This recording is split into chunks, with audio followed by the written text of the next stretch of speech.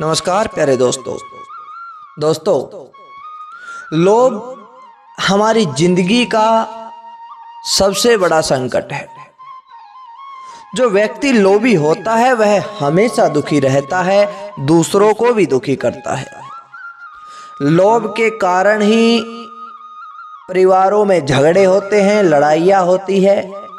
लोभ के कारण ही पति पत्नी में तलाक होता है। लोभ के कारण ही भाई भाई में दुश्मनी होती है। दोस्तों, हर लड़ाई की जड़, हर झगड़े की जड़ केवल लोभ है। लोभ का परिणाम क्या है? एक व्यक्ति ने लोभ किया, उसका क्या हासिल हुआ, उसका क्या परिणाम हुआ, आज के इस वीडियो में हम आपको बताने वाले हैं। तो प्यारे दोस्तों, इससे पहले हम इस वीडियो की शुरुआत करें। अगर आप हमारे चैनल पर नए हैं तो चैनल को सब्सक्राइब जरूर करें, क्योंकि आपका एक सब्सक्राइब हमारे लिए बहुत महत्व रखता है। तो दोस्तों, आइए शुरू करते हैं आज का यह बड़ा ही ज्ञानवर्धक मोटिवेशनल वीडियो। प्यारे दोस्तों, एक बार की बात है, किसी राज्य में बड़ा ही नेक राजा रहा करता था। अपनी प्रजा से दिल से प्यार करता, उनका हित चाहता, कभी भी उनका बुरा नहीं चाहता। प्रजा भी उससे खुश थी, क्योंकि प्रजा की गरीबी, प्रजा का दुख उस राजा की गरीबी उस राजा का दुख था। वह उनका दुख अपना दुख समझता था, इसलिए प्रजा उस राजा से बहुत प्यार करती थी। दोस्तों, धीरे धीरे समय बीतता गया, राजा भी वृद्ध हो गया। राजा को पता था कि मेरे राज्य में कुछ एक व्यक्ति ऐसे हैं जो बहुत लोभी हैं, और उनकी वजह से मेरी प्रजा भी दुखी हो जाती है, क्योंकि मेरे राज्य में कुछ लोग गरीब हैं, किंतु वे लोभी व्यक्ति अपने लोभ के कारण उनके पैसे हड़पते रहते हैं, उनके पैसे छीनते रहते हैं। क्योंकि वे लोभी सेठ साहूकार, बड़ी बड़ी दुकानें, कोई गरीब उनके पास आता तो वे ये नहीं सोचते कि ये गरीब आदमी है, इससे ज्यादा पैसे नहीं वसूले जाए, किंतु वे उनसे भी पैसे वसूलते। राजा को इस बात का बड़ा दुख हुआ। अब सजा भी नहीं देता, क्योंकि बेचारे कहीं ना कहीं ठोकर खाकर तो समझ ही जाएंगे। अब जैसे ही समय बीतता गया, राजा की वृद्ध अवस्था आ गई। राजा को लगा कि अब मेरी मृत्यु भी शायद जल्द ही आने वाली है। क्या पता कौन सी घड़ी मेरी आखिरी घड़ी हो, इससे पहले मैं इन लोभियों को समझा सकूं, इनको बता सकूं कि लोभ करना अच्छा नहीं है। लोभ करो, केवल इतना करो कि तुम्हारा गुजारा चल जाए, उससे ज्यादा तो तुम्हारा लोभ नुकसानदायक होगा। अब राजा ने शहर में मुनादी करवा दी कि राजा अपने राज्य की जो जमीन है उसे प्रजा में बांटना चाहता है। जो राज्य की सरकारी जमीन है उसे प्रजा में बांटेगा। जो कोई भी उसे लेना चाहता है बिल्कुल मुफ्त में राजा उसे देगा, और जिसे चाहिए जल्दी से आ जाए। अब यह मुनादी पूरे राज्य में फैलवा दी। जो लोभी व्यक्ति था, जो लोभी सेठ था, उससे रहा नहीं गया। उसे जमीन के लोभ ने खींच लिया। सोचने लगा कि मैं ज्यादा से ज्यादा जितनी हो सकेगा इस जमीन को लेकर आऊंगा। मेरे पास जितनी ज्यादा जमीन होगी उतना बड़ा साहूकार हो जाऊंगा। मेरी आने वाली पीढ़ियां बैठकर खाएंगी, 7 पीढ़ियों तक किसी को कमाने की कोई जरूरत नहीं होगी। यही हाल हमारे आज के जीवन के लोगों का है। सोचते हैं कि हम इतना कमाएं, हमारे बच्चों के बच्चे भी उसे खाते रहे, लेकिन यही तुम्हारी भूल है। जिसके भाग्य में जो होता है वही आता है। तुम कमाते रहो, वो तुम्हारे जाने के बाद उड़ाते रहेंगे। एक तरीके से देखा जाए, तुम कमाकर उन्हें नालायक बना रहे हो। उन्हें कमाने की जरूरत नहीं पड़ी, वे जिंदगी भर कुछ नहीं करेंगे। फिर कहते हैं कि हमारी औलाद बिगड़ गई। इतना दीजिए जितनी जरूरत है, उससे ज्यादा दोगे तो फिर वो नालायक ही पैदा होंगे, निकम्मे ही पैदा होंगे, निकम्मे ही बनेंगे। क्योंकि किसी औलाद को सफल बनाने में, उसको कामयाब करने में एक माता पिता का हाथ होता है, और उसे नालायक और निकम्मा बनाने में भी माता पिता का हाथ होता है। तो लोभ के कारण वह सेठ साहूकार भी राजा के पास चला जाता है। जब राजा के पास गया तो राजा से कहने लगा कि राजन, मुझे बहुत सारी जमीन चाहिए। अब राजा ने कहा कि भाई, जितनी तुम्हारी जरूरत है, जितनी तुम्हें चाहिए ले लो, किंतु शर्त एक है, सुबह तुम जैसे ही जितनी जमीन चाहते हो यहां से चलना शुरू करो और वापस शाम तक एक चक्कर लगाकर इसी स्थान पर वापस पहुंच जाओ, और उस गोल घेरे में जितनी भी जमीन आएगी, जितना भी अक्षेत्र आएगा, जितना तुम चलकर आए हो, जितना भी उसमें जमीन का हिस्सा होगा, सब तुम्हारा। अब तुम देखो सुबह से शाम तक कितना बड़ा जमीन का चक्कर लगा सकते हो, जितनी जमीन का चक्कर लगा लिया उतना तुम्हारा होएगा।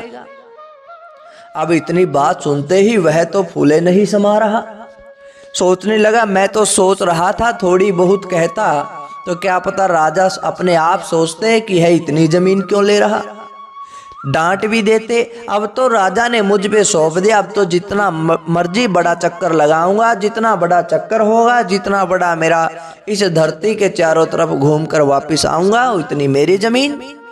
अब यही सोचकर वही सेठ साहूकार वहां पर एक खूंटा गाड़ कर चलना शुरू कर देता है। दोपहर का समय हो गया, सुबह से चला, चलते चलते दोपहर को जब उसने सोचा कि मैं जितनी बड़ी जमीन का हो सकेगा चक्कर लगाऊंगा, अब और भी ज्यादा बड़ा जमीन का हिस्सा पाने के लिए उसने उस गोल हिस्से को और लंबा कर दिया। सोचने लगा कि और लंबा चलूंगा, जितना दूर तक चलूंगा उतनी जमीन मेरी। अब चलते चलते शाम हो गई, थक कर गिरने लग गया, किंतु तभी ख्याल आया कि जितना मैं सुबह से अभी तक शाम तक चला हूं, मुझे शाम को वहीं पर पहुंचना है। अगर मैं शुरुआती जगह पर नहीं पहुंचा तो यह चक्कर अधूरा हो जाएगा, पूरा नहीं हो पाएगा। किंतु अब आना तो बिल्कुल मुश्किल नहीं था, संभव भी नहीं था, क्योंकि जिस हिसाब से उस सेठ की हालत हो गई, वापिस शुरुआती जगह पर आना उसके लिए बड़ा कठिन हो गया। उठा, बड़ी तेजी से भागा, लोभ ने परेशान किया, हाँफता हुआ भागता हुआ चला जा रहा, अपनी जान लगा दी, पूरा दम लगा दिया। उस लोभ ने उसका वो हाल कर दिया जो जिंदगी में पहली बार हुआ। उसने कभी सोचा नहीं था कि शायद ऐसा भी दिन आए। शरीर की सारी ताकत खत्म कर दी उस जमीन के हिस्से को पाने के लिए। लोभ ने इतना परेशान कर दिया, इतना दुखी कर दिया कि वह करता भी तो अभी क्या करता। दोस्तों, भाई भाई आपस में लड़ते हैं, जमीन को लेकर लड़ते हैं, जायदाद को लेकर लड़ते हैं, धन को लेकर लड़ते हैं। लोभ के कारण वे एक दूसरे के बैरी हो जाते हैं, आपस में लड़ाई हो जाती है, एक दूसरे का खून कर देते हैं, किंतु बाद में पछतावा होता है। फिर पछतावे का क्या फायदा? लोभ ने इतना परेशान कर दिया कि उनको खूनी बना के रख दिया। लोभ के वश में आकर वे इतना घिनौना काम कर देते हैं, एक दूसरे के खून के प्यासे हो गए, अपनों से दूर हो गए। लोभ ने उनकी मति को हर लिया, उनकी बुद्धि को हर लिया। इसलिए तभी तो कहा है कि लोभ हमेशा इतना ही उचित है जितना हमारा गुजारा चल सके, इससे ज्यादा लोभ करने पर तुम उसमें फंस जाओगे। और यही हाल उस सेठ का हुआ, उस लोभ में ऐसा फंस गया, ऐसा फंस गया, इतनी दुर्गति हो गई। कहाँ तो सेठ साहूकार आलीशान गद्दों पर सोने वाला आज भागता भागता दुनिया के सामने दिखाई दिया और हाँफता हुआ गिरता पड़ता ऐसी दुर्दशा होती हुई दिखाई दे रही। जान की बाजी लगा दी, चलते चलते वहीं थक कर गिर गया। गर्मी का समय था, पूरी जान लगाने के बाद भी श्याम को उस स्थान पर नहीं पहुंच पाया जहां से चला था। और उससे भी बड़ी बात, इतना थक जाने के कारण, इतना भागने के कारण उसके प्राण ही शरीर से निकल गए और वह मृत्यु को प्राप्त हो गया।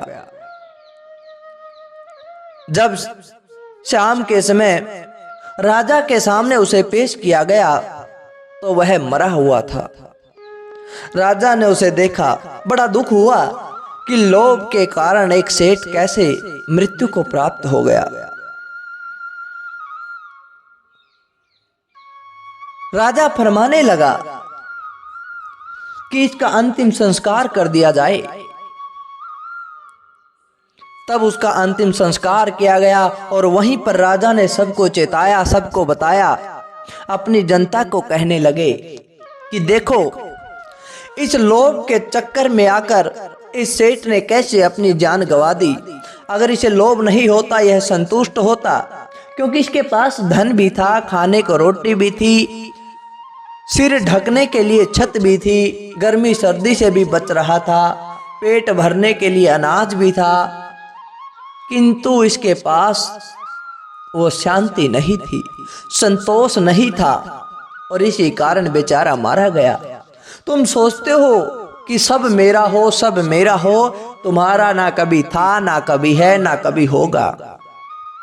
तुम चलते हुए एक मुसाफिर हो। इस व्यक्ति ने, इस सेठ ने लोभ के कारण बहुत सारी जमीन लेने की कोशिश की, उसे अपनी बनाने की कोशिश की, किंतु इस लोभ के चक्कर में आकर इसे कितनी जमीन मिली? केवल और केवल 3 गज जमीन इसको हासिल हुई। लोभ का यही परिणाम होता है। अगर तुम्हें लोभ करना है तो अच्छे कर्मों का करिए, कि अधिक से अधिक अच्छे कर्म करो जितना हो सके, सबका भला सोचो, किसी का बुरा नहीं सोचो।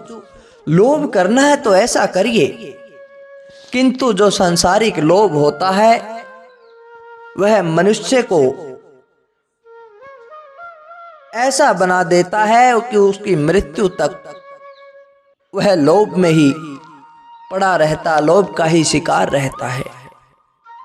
और इसी कारण से पति पत्नी में लड़ाई होती है, सास बहू में लड़ाई होती है। सास कहती है कि तू क्या लेके आई थी, तुम्हारे परिवार वालों ने कुछ नहीं दिया। उस लोभ के कारण ही सास बहू में, घर में कलह होती है, लड़ाई होती है। भाई भाई से अलग हो जाता है, भाई माँ बाप से, बेटा माँ बाप से दूर हो जाता है। उसकी पत्नी कहती है कि तेरे माँ बाप ने क्या दिया। यह सब लोभ का परिणाम है। इस लोभ के कारण ही घर तहस नहस हो जाता है। तो प्यारे दोस्तों, आप अपने बच्चों को जरूर समझाइए, जरूर सिखाइए कि लोभ ऐसी बुरी बीमारी है, अगर लग गई तो लाइलाज है, कभी नहीं इसका इलाज हो सकता। अगर इलाज चाहिए तो केवल सत्संग, संतों की शरण, उसके बिना इसका कोई इलाज नहीं। दुनिया का कोई वैद्य, कोई हकीम इससे छुटकारा नहीं दिला सकता। अगर आपको लोभ हो गया, अगर आप लालची हो गए, तो आप समझ लेना कि भगवान से लाखों करोड़ों दूर हैं। आप भगवान के समीप नहीं हैं, क्योंकि लोभी व्यक्ति, लालची व्यक्ति कभी भी भक्ति नहीं कर सकता, कभी भी भगवान का ध्यान नहीं कर सकता। भगवान भी ऐसे व्यक्ति से दूर भागते हैं। तो ऐसे घर में लड़ाई झगड़े और कलह कलेश ही होंगी, और उस घर में क्या होगा जिस घर में भगवान ना हो। और यह तो उदाहरण भी है, कहा भी गया है, कामी क्रोधी लालची इनसे भक्ति न होए, भक्ति करे कोई सूरमा, जात वर्ण कुल खोए। तो प्यारे दोस्तों, आप अच्छे से समझ गए होंगे। आप अपने परिवार को जरूर समझाइए, अपने आप को समझाइए। तो कैसी लगी आपको आज की यह वीडियो? अच्छी लगी तो लाइक करें, शेयर करें और कमेंट करके हमें ज़रूर बताएं। धन्यवाद दोस्तों।